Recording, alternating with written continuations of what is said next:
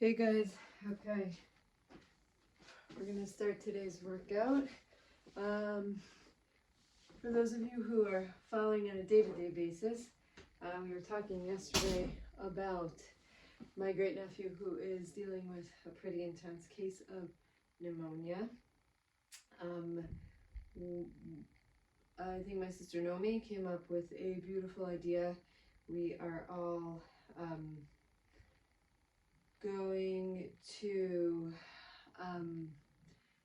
for the next 40 days say Asher Yetzer once a day with extra kavana, just remembering how impressive it is when our body, and how grateful we should be when our bodies work the way they're supposed to.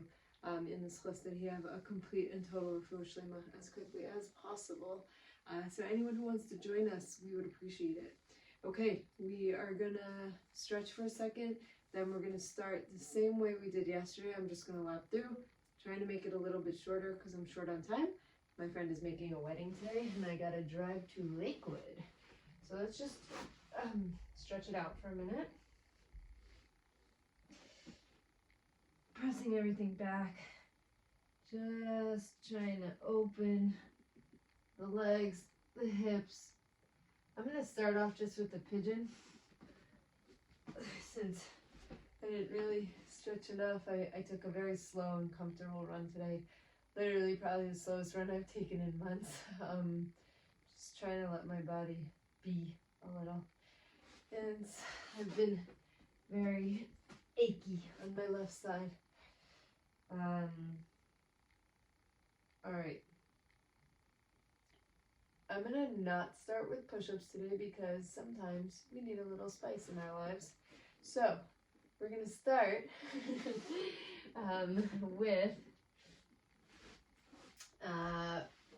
with the side plank. All right, let's go. I'm gonna try and hold this side plank for 30 seconds maybe. And then we're gonna move on to the other side, just waking up my obliques, stretching out my ribs, my top, everything while we go. And switch sides.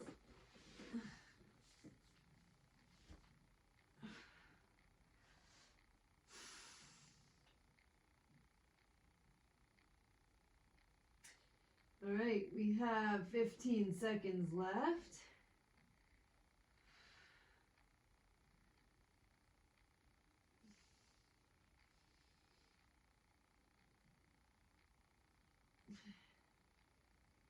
And coming down into a front regular plank. So, I hope you can hear me from here. I took a ride with my friend Allison today, and she was telling me the insane, incredible story, but also really, really trying, of her grandfather during the Holocaust.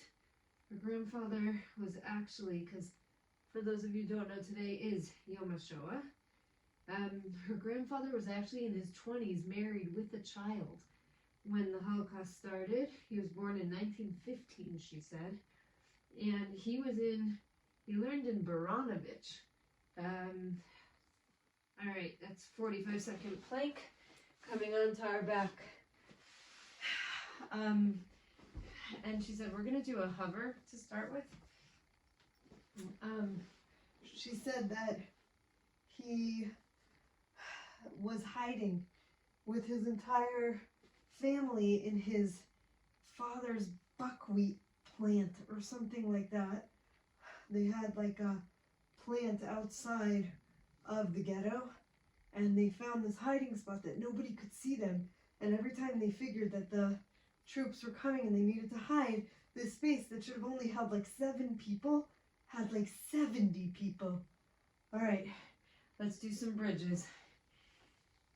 And on this one particular day, they were all hiding there, all stuffed in. And this woman from inside the ghetto who knew about their hiding space and decided she needed in on it was trying to come in broad daylight. And and they could hear soldiers coming, and his father, I think she said his father, sent him out to go quiet the woman and either get her in or get her out, but not give up their hiding space. And he went, and I don't know, he finally got the woman to calm down. I don't know where she ended up going, but he didn't have enough time to get back to the hiding spot. So he, we're doing a lot of bridges here. So he ended up, okay, come on to your sides, lift and lower. So he ended up jumping into this grain crusher, which he was like a small person, and apparently since he helped in the factory, he had gone into it before and knew how to latch himself in from the inside, because there was some way you had to clean it. So he went in and he hid there for a few hours till he didn't hear any noises anymore, and he came out, and when he went back to the hiding space, everyone where he was, including his wife and child, were gone. They were all killed by the soldiers. They had been found, and he survived and joined the Russian partisans, and his story is incredible. On top of all the hashgacha pratis of the entire story, what struck me most was his will to survive. Like, after finding everybody who he, conceivably knew at that point gone, I don't know how people found the will to go on. And that's, I think, something that I hadn't thought so much about in other years.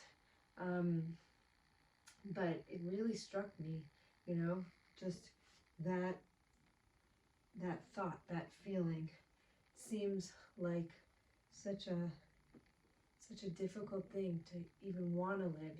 The people, you hear these incredible stories of people and their survival and the things they did to survive. But when you have someone, I feel like it's easier to want to survive.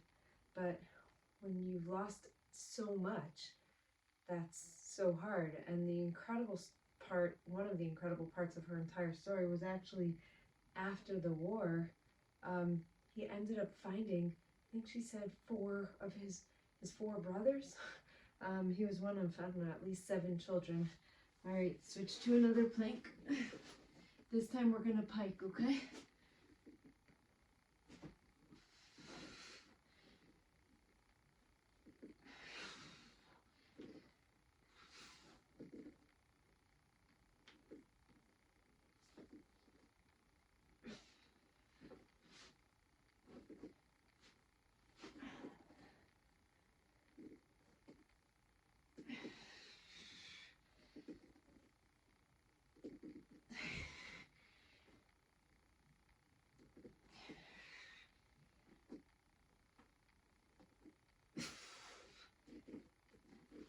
All right, turning over, we're gonna do up and downs.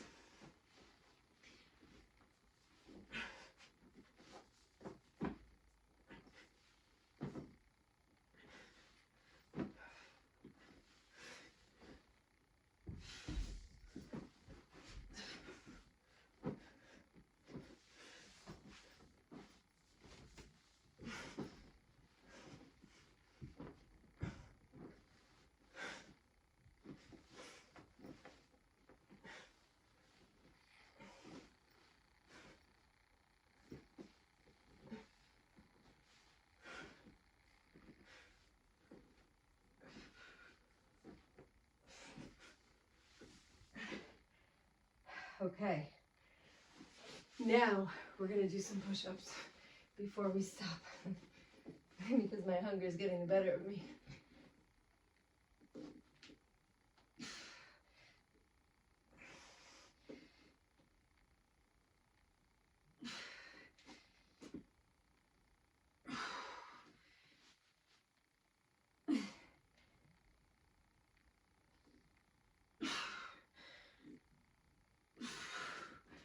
All right, guys, let's stretch out.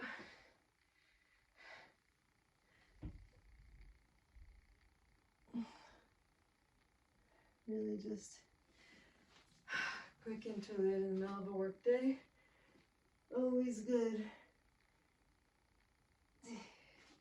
Get it in.